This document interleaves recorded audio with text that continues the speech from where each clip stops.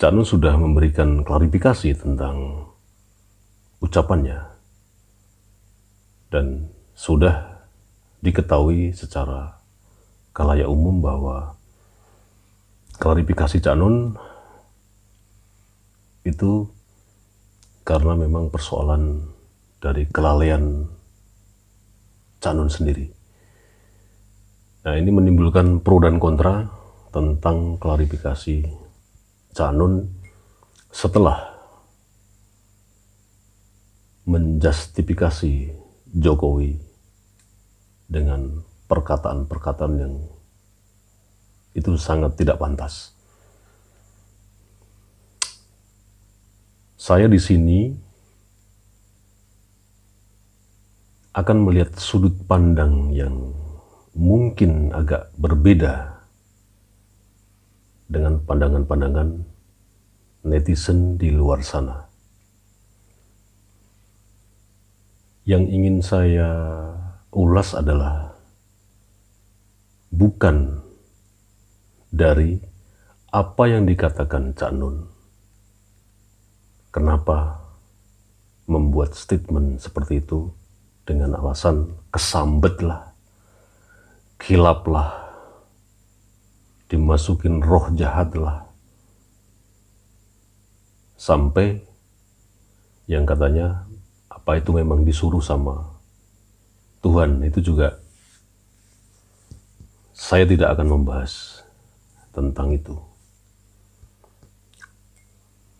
Tapi yang ingin saya ulas, sekali lagi saya ngomong 2 kali ya, yang ingin saya ulas adalah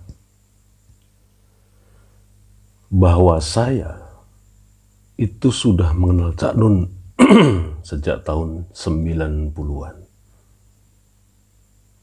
Dan Cak Nun tentu saja, dan saya pastikan tidak mengenal saya. Karena ini saya kan bukan siapa-siapa. Jadi tadi ada yang berkomentar di video saya sebelumnya, saya dikatakan tidak konsisten. Nah, ini saya jawab ya, saya mengenal Cak Nun, tapi Cak Nun pasti tidak kenal saya. Karena saya bukan levelnya Cak Nun. Saya hanya masyarakat bawah, masyarakat awam yang bisanya cuman ya menyatakan argumen itu sesuai dengan yang saya alami dan saya amati. Artinya di sini saya tidak akan mengejustifikasi Cak Nun itu salah, Cak Nun itu dan lain sebagainya. Nah, kita harus mengetahui bersama bahwa Cak Nun hari ini kalau dihitung-hitung itu sudah berapa umurnya. Saya curiga yang seharusnya Cak Nun ini sudah pada masa masuk ke alam kedamaian dengan yang yang sering kali diucapkan beliau bahwa Islam ini adalah rahmatan lil alamin. Jangan sampai kita ini jangan sampai kehadiran kita ini itu mengganggu orang lain, baik mengganggu harga diri orang lain, mengganggu nyawa orang lain, sampai mengganggu harta orang lain. Tapi bagaimana kehadiran kita ini itu membuat nyaman orang lain. Terus kecurigaan saya bagaimana? Kecurigaan saya adalah orang di belakang Cak Nun ini yang mungkin saja terus ngasih bisikan agar kegiatan-kegiatan yang dilakukan secara intensif dan dengan jadwal yang padat itu malah terus didorong agar Cak Nun secara tidak langsung dieksploitasi. Ini dugaan saya loh ya. Artinya di sini memang posisi Cak Nun Ya, ibaratnya seperti dalang gitu loh. Seperti seorang pemain sinetron katakanlah. Ini cuman biar gampang kita menelaahnya loh. Tapi tim yang sekelilingnya, dari mulai manajer, asisten, dan lain sebagainya, itu tidak membuat ukuran apakah Cak Nun hari ini masih kayak yang dulu. Karena orang kan tua itu pasti. Dan masa ketenaran, masa kejayaan itu kan pasti ada masanya. Nah, ini yang saya pertanyakan. Kenapa terus dieksploitasi? Di sini kan ada Sabrang anaknya. Dan saya percaya sekali Mas Sabrang itu juga mewarisi kecerdasan dan kejelian dan ketelatenan bapaknya Cak Nun ini dalam mengamati atau menganalisa, bahkan menjadi solusi terhadap negeri ini. Saya percaya sekali dengan Mas Sabrang.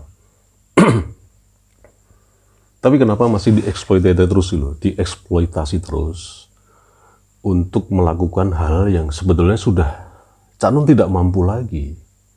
Bukan tidak mampu dalam sisi intelektual ya, tapi tetap kesehatan itu tetap itu tidak bisa dibantah. Makin umur nambah atau makin umur nambah itu pasti pengaruh dengan fisik. Meskipun kita ngomong di depan umum, saya masih kuat, tapi tetap tidak bisa. Karena itu adalah hukum alam. Nah, yang pertama itu dari sisi tim CC lah katakanlah. Yang kedua, followernya atau pengikutnya. Setahu saya, selama Mak Yan, Padang Rembulan, Bang Wetan, itu yang terjadi dialektika. Bicara dua arah, bukan satu arah. Seperti ceramah. Tapi kenapa? Ketika Cak Nun kesambet, seperti pernyataan klarifikasinya yang belum lama ini para pengikutnya kemana gitu loh. Kenapa malah menonton saja? Ini saya asumsikan seperti pagelaran atau pertunjukan jatilan yang ada di Gunung Kidul. Jatil ya. Itu biasanya yang kesambet itu adalah pemainnya, bukan gurunya gitu loh. Tapi ini kenapa kok jadi gurunya yang kesambet duluan? Dan para muridnya kenapa diem saja, tidak memberikan upaya atau seperti apa? Katanya dialektika, komunikasi dua arah.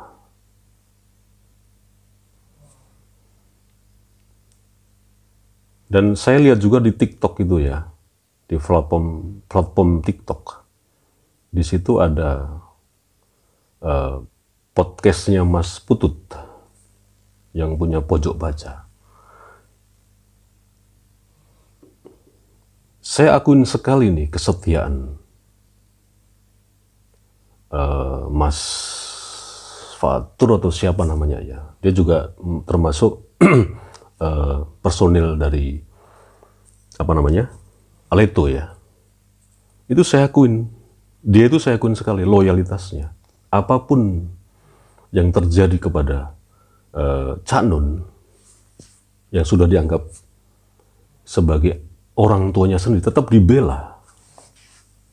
Mau salah mungkin tetap dibela. Itu menandakan loyalitas dia sebagai pengikutnya yang sekaligus sudah menganggap Cak Nun ini ayah kandungnya. Nah sekarang follower-follower yang lain bagaimana?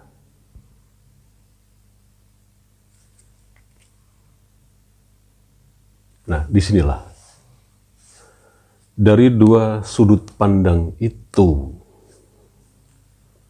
saya sekali lagi mengasumsikan bagaimanapun ketika kita punya orang yang kita anggap sebagai panutan, mengganti orang tua kita, bagaimanapun juga dia bukan orang tua kandung kita secara biologis.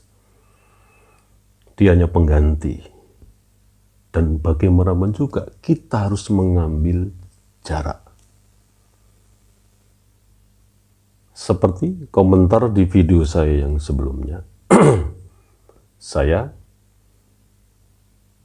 diasumsikan mengangkat Gus Puat Pleret. Ini saya tegaskan ya. Saya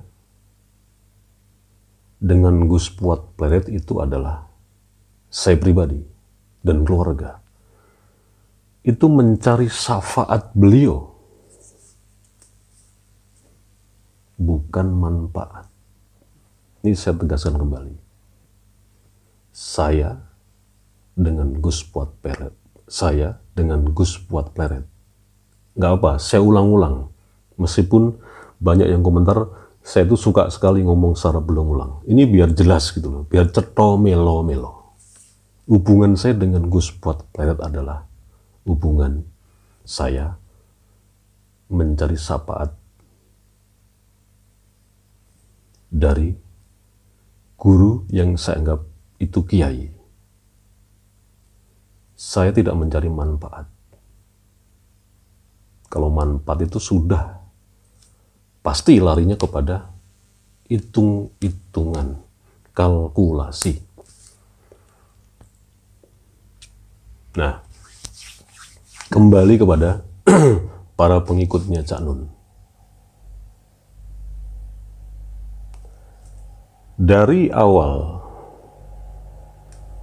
gelaran acara itu dibuat dengan bermacam-macam nama, bermacam-macam tema. Saya tidak menyalahkan Cak Nun.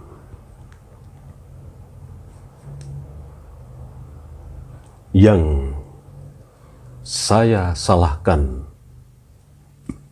secara tidak langsung adalah para pengikutnya. Kenapa sampai seperti itu? Artinya sampai nyebrang ke arah mengkultuskan, mendewakan, atau menabikan.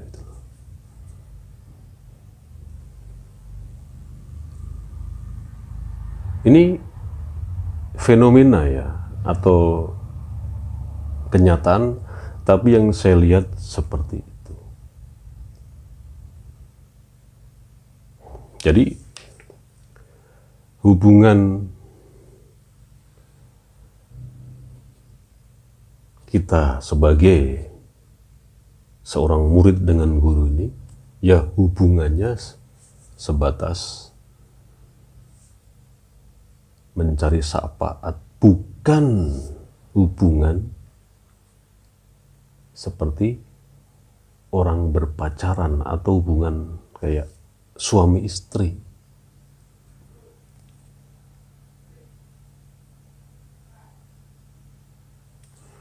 Yang berikutnya,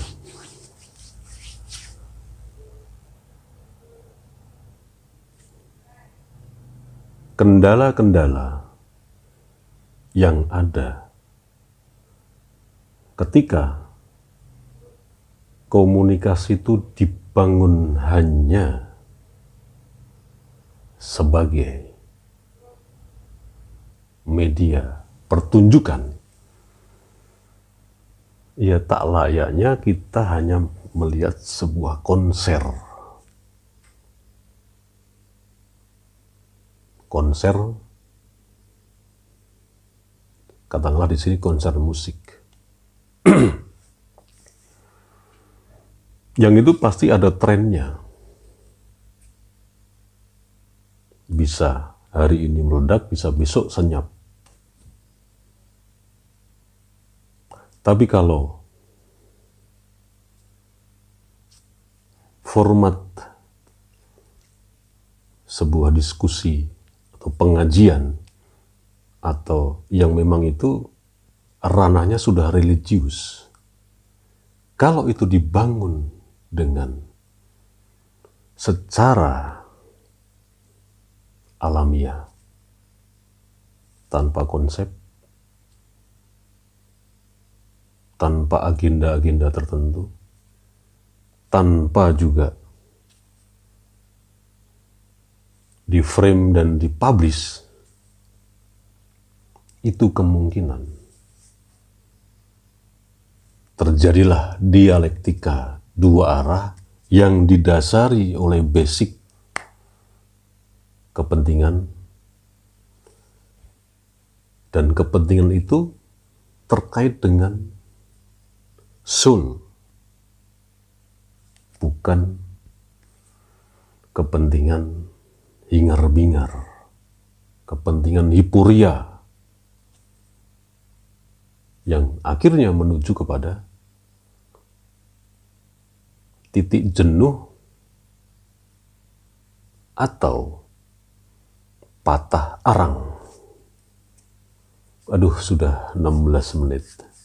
Jadi saya sudahin aja tentang tema hari ini, Cak Nun Kesambet bagian 1. Wassalamualaikum warahmatullahi wabarakatuh.